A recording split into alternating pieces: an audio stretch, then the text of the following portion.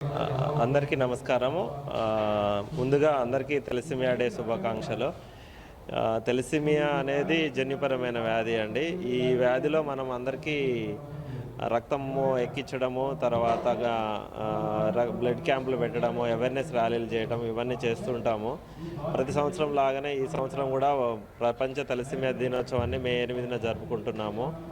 ఈ తెలసిమియా డేలో భాగంగా మనం ఏంటంటే సాంస్కృతిక కార్యక్రమాలు, తర్వాత బ్లడ్ క్యాంప్స్, అవేర్నెస్, తర్వాత మోటివేషన్ టు బిఫోర్ మ్యారేజ్, పెళ్లి చేసుకునే మొదలు హెచ్బిఏడి టెస్ట్ చేయించడం అనేది కంపల్సరీ అనేది మ్యాండేటరీ చేస్తే మనము తెలసిమియా వ్యాధిని అరికట్టవచ్చండి. ఈ సంవత్సరము తెలసిమియా వ్యాధికి థీమ్ ఏంటి అంటే తెలసిమియాని అరికట్టడం అనేది థీమ్ అనమాట.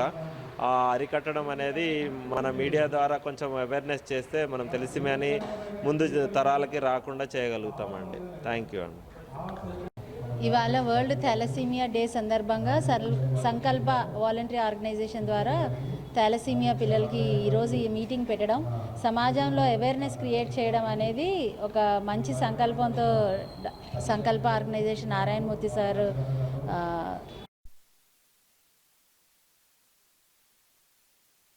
నేను కోరుకునేది ఏంటంటే పెళ్ళి ముందు, మ్యారేజ్ కంటే ముందు కూడా స్క్రీనింగ్, ప్రీనటల్ స్క్రీనింగ్, ప్రెగ్నెన్సీ కాకముందే మనం ఒక స్క్రీనింగ్ చేయించుకోవాల్సి ఉంటుంది.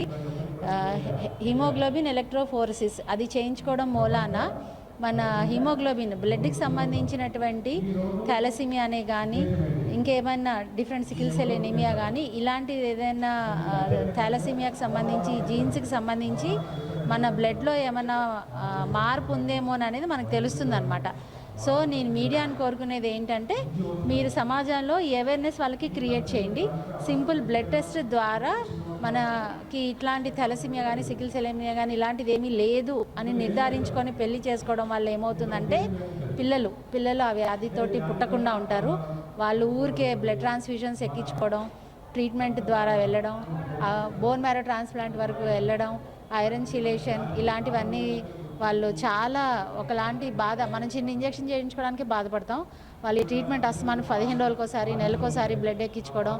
ఈ బాధ నుంచి ఈ సమాజాన్ని మనం విముక్తి చేయాలని ఈ బాధ్యత మన అందరి మీద ఉందని నేను మీడియాని ఈరోజు కోరుకుంటున్నాను. Thank you.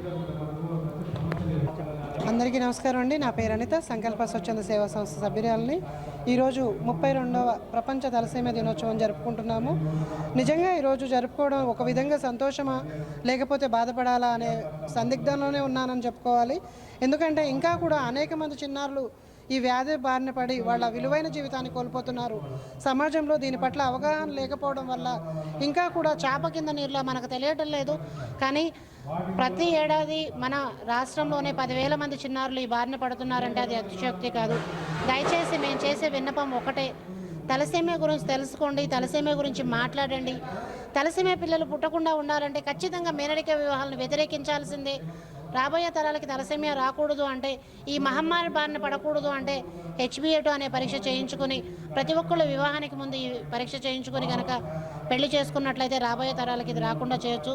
సో మేము కోరేది ఒకటే, ఈ సందర్భంగా దయచేసి మేనరిక వివాహాలను వ్యతిరేకించండి, హెచ్బిఏ2 పరీక్ష చేయించుకోండి. Thank you. First of all మీ అందరికీ all the best for the future.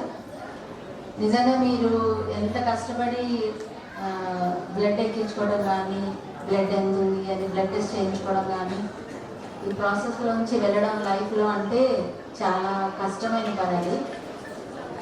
దేవుడు మీకు హెల్ప్ చేయాలని ఈ వాలంటరీ ఆర్గనైజేషన్ ద్వారా మీరు మంచి వైద్యం తీసుకొని బాగా చదువుకొని లైఫ్లో చక్కగా ఉండాలని నేను కోరుకుంటున్నాను.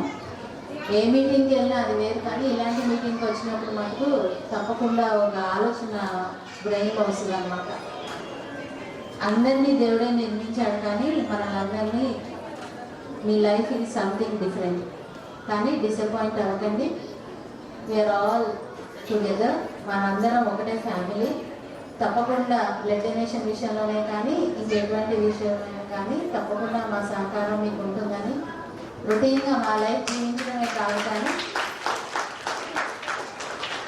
ఇలాంటి యాక్టివిటీస్లో మా వంతు కృషి మేము చేయాలని కోరుకుంటున్నాం.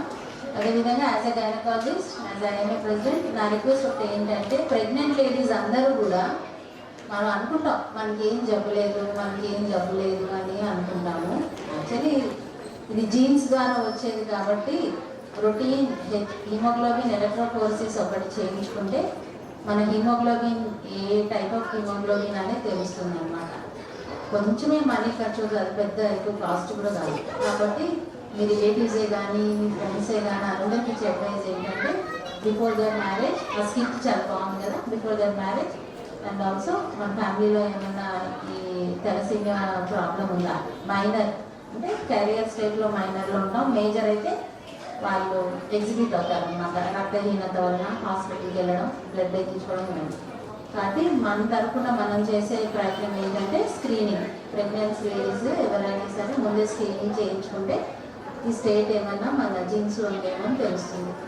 I congratulate Narayanmurthy sir for this organization and thank you for giving me this opportunity.